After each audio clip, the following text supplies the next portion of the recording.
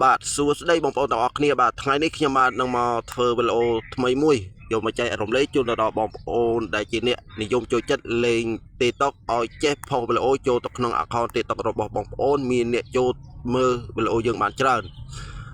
បាទហើយកលឹះនេះគឺជាកលឹះដ៏ល្អសម្រាប់បងប្អូនដៃថ្មីនឹងឲ្យទៅតែនឹងរៀនរកប្រាក់ចំណូលជាមួយនឹងក្រុមហ៊ុន TikTok លើកដំបូងហើយបងប្អូនតែងតែផលិតមាតិកាធ្វើជាវីដេអូយកទៅផុសយកទៅក្នុង account TikTok របស់បងប្អូនហើយប៉ុន្តែគ្មានអ្នកមើលគ្មានអ្នកចូលចិត្តហ្នឹងហើយទោះបីជាផុសហើយវីដេអូល្អយ៉ាងណាក៏ដោយផុសទៅគឺ0រហូតបងប្អូនណាចឹងខ្ញុំនឹងមកប្រាប់ពីកលឹះដ៏ល្អមួយហ្នឹងហើយកលឹះនេះគឺល្អពិតប្រាកដហើយខ្ញុំធ្វើគឺបានផល100%បងប្អូនណាបាទហើយងាយទេបងប្អូនហើយវាមិនមែនជារឿងលំបាកទេសម្រាប់យើងដែលចង់ឲ្យវីដេអូយើងឡើង view ចំនួនអ្នកមើលច្រើនគឺអត់ពិបាកទេអញ្ចឹងបងប្អូនទាំងអស់គ្នាបងប្អូនត្រៀមណាមុនដំបូងបងប្អូនត្រូវតែមានវីដេអូមួយនៅលើទូរស័ព្ទដៃរបស់បងប្អូនឬក៏កុំព្យូទ័របន្តមកទៀតបងប្អូនចុចចូលទៅក្នុង account TikTok របស់បងប្អូនមកខ្ញុំនឹងបង្ហាញថាឲ្យបងប្អូនផុសវីដេអូដូចមិនដេចដើម្បី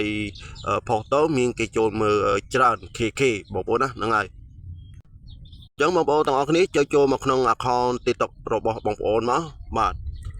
បន្ទាប់ពីយើងបានចូលមកក្នុង account TikTok របស់យើងរួចហើយបន្ទាប់មកទៀតយើង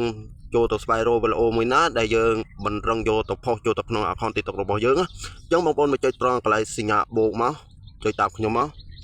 បាទបន្ទាប់ពីយើងបានចុចចំសញ្ញាបូកហើយបងប្អូនណាហ្នឹងហើយ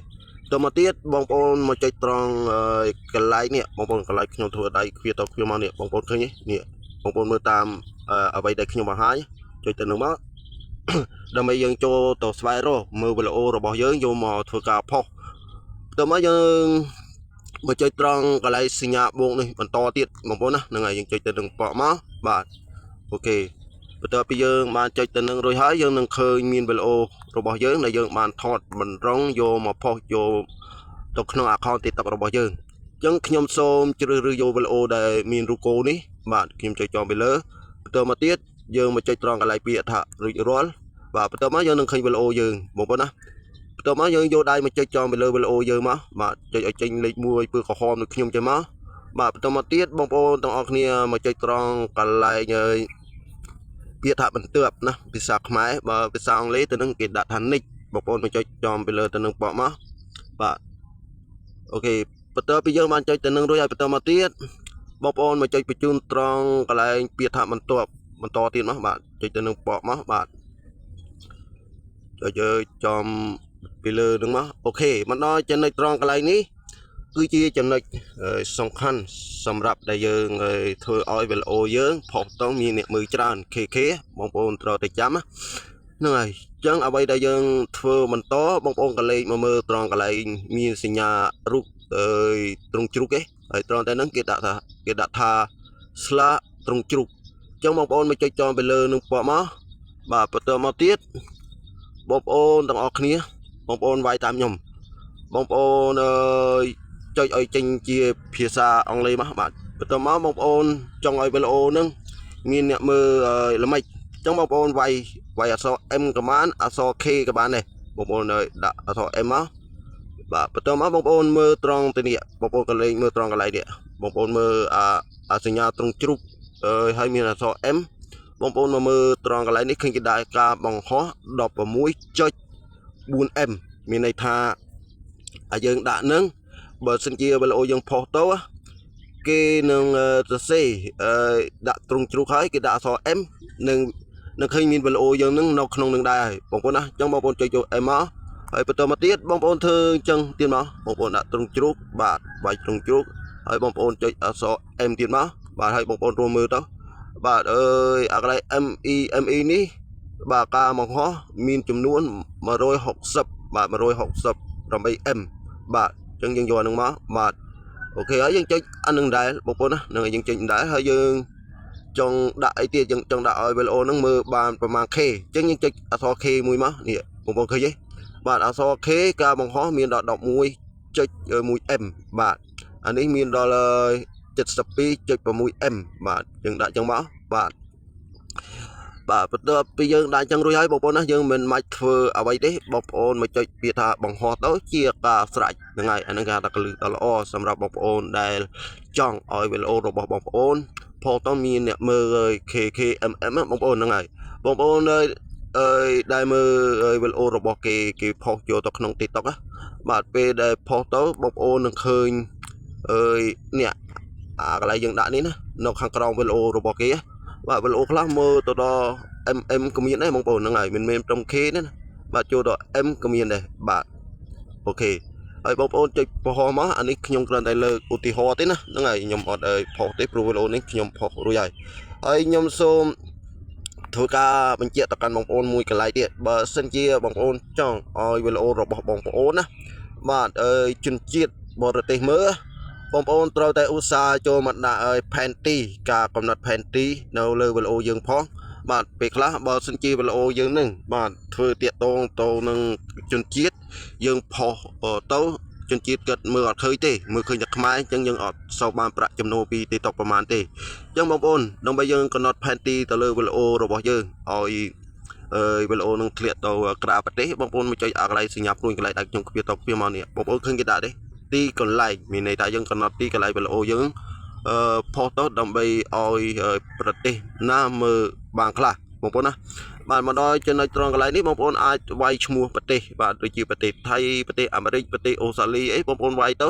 វានឹងលោតបង្ហាញផែនទីបាទការកំណត់ដែលយើងបានដាក់ឲ្យបងប្អូនណាដូចយើងដាក់ថាអីគេនេះយើងក៏ដាក់ថាក្រុងព្រះសីហនុបើសិនជាយើងដាក់អញ្ចឹងណាបាទវីដេអូយើងនឹងធ្លាក់នៅក្នុងក្រុងព្រះសីហនុឬក៏កំពង់ធំកំពង់ចាមអីចឹងទៅបងប្អូនណាហ្នឹងហើយបើសិនជាបងប្អូនដាក់ប្រទេសកម្ពុជាវីដេអូហ្នឹងគឺនៅតែក្នុងប្រទេសកម្ពុជាទេបងប្អូនណាមិនអាចធ្លាក់ទៅដល់ប្រទេសក្រៅទេអាហ្នឹងយើងអាចកំណត់វីដេអូរបស់យើងបានហ្នឹងហើយមិនពិបាកទេបាទហើយមួយទៀតបើសិនជាបងប្អូនផុសវីដេអូបងប្អូនកុំសូវផុសវីដេអូដដែលណាឧទាហរណ៍ថាថ្ងៃនេះបងប្អូនផុសវីដេអូនេះមួយហើយស្អែកឡើងបងប្អូនត្រូវតែរកវីដេអូថ្មីទោះបីជាវីដេអូនឹងយើងផុសចូលទៅក្នុង account TikTok យើងពីមុនក៏ដោយយើងកុំយកវីដេអូដដែលហ្នឹងទៅផុសចូលទៅក្នុង TikTok ផ្សេងហាមដាច់ខាតរឿង TikTok នេះបងប្អូនណាវីដេអូមួយយើងផុសបានតែ TikTok មួយទេកាលណាយើងយកវីដេអូនឹងទៅផុសTikTok នេះផង TikTok នោះផងអញ្ចឹងធ្វើឲ្យវីដេអូយើងនឹង spam ផុសទៅអត់សូវមានអ្នកមើលទេបងប្អូនណាហ្នឹងហើយអត់សូវមានអ្នកមើលទេធ្វើឲ្យវីដេអូយើងនឹងធ្លាក់ view អ្នកគ្រប់គ្រងគេថាវីដេអូដែរហើយ TikTok ក៏គេអត់ជួយជំរុញឲ្យវីដេអូរបស់យើងនឹងមានគេមើលឃើញច្រើនដែរបងប្អូនណាបាទហ្នឹងហើយខ្ញុំឃើញបងប្អូនខ្លះក៏ឧស្សាហ៍ការបង្ហោះវីដេអូនឹងភាគច្រើនគាត់ធ្វើវីដេអូរួចហើយបាទគាត់យកទៅផុសចូលទៅក្នុង account TikTok របស់គាត់ហើយគាត់គិតថាជាវីដេអូ original បាទផុសឲ្យច្រើននៅក្នុង TikTok ក៏អត់មានបញ្ហាដែរតាមពិតបងប្អូនត្រូវយកពីគោលការណ៍របស់ក្រុមហ៊ុន TikTok ក្រុមហ៊ុន TikTok គឺគេតម្រូវឲ្យយើងផុសវីដេអូហ្នឹងគឺផុសបានតែមួយ account ទេបងប្អូនណាវីដេអូមួយបាទយើងមិនអាចយកទៅផុស account នេះផង account នោះផងទេកាលណាយើងផុសច្រើន account TikTok ពេក TikTok គេចាប់បានគេថាយើងនេះផុសដើម្បីយកតែ view ដើម្បីឲ្យគេនឹងចុចទៅលើ follow នៅក្នុង TikTok យើងមិនគោរពតាមច្បាប់គោលការណ៍របស់គេអញ្ចឹងគេអាចធ្វើការទប់ស្កាត់វីដេអូរបស់យើងមិនឲ្យមានអ្នកមើលឃើញច្រើនបងប្អូនណាហ្នឹងហើយអញ្ចឹងខ្ញុំបញ្ជាក់ប្រាប់បងប្អូនតែប៉ុណ្្នឹងចុះទាក់ទងនឹងការផុសវីដេអូនេះគឺបងប្អូនកុំសូវព្យាយាមផុសវីដេអូដដែលអា TikTok នោះក៏វីដេអូនេះអា TikTok នេះក៏វីដេអូនេះអញ្ចឹងហ្នឹងហើយផុសដដែលអញ្ចឹងធ្វើឲ្យ TikTok យើង spam អត់មាន view អញ្ចឹងខ្ញុំបញ្ចប់តែប៉ុណ្្នឹងចុះរឿងការបង្ហាញនេះបើមានខុសឆ្គងត្រង់តាណាអីសូមអធិស្ឋានមកខ្ញុំបាទផងបាទព្រោះពេលខ្លះកំហុសខ្ញុំនិយាយគឺវាមិនមែនថាត្រូវទាំង 100% ទេកន្លែងខ្លះនិយាយទៅវាភ្លាត់ជាប់មាត់ជាប់កអីចឹងទៅវាអត់ច្បាស់បងប្អូនស្ដាប់អត់យល់បងប្អូនអាចមានអារម្មណ៍ថានិយាយអត់ច្បាស់លឺអីចឹងណាចឹងអធិស្ឋានផងបងប្អូនណាហ្នឹងហើយបងប្អូនមើលមិនយល់បងប្អូនមើលហើយមើលទៀតទៅ2 3ដងបងប្អូននឹងយល់ហើយឬក៏បងប្អូនអាច comment ប្រាប់នៅខាងក្រោមវីដេអូខ្ញុំមកខ្ញុំនឹងធ្វើការបង្ហាញប្រាប់បងប្អូនម្ដងទៀតដើម្បីឲ្យបងប្អូនងាយស្រួលយល់បងប្អូនណាចឹងខ្ញុំបាទអរគុណនិងសូមជម្រាបលា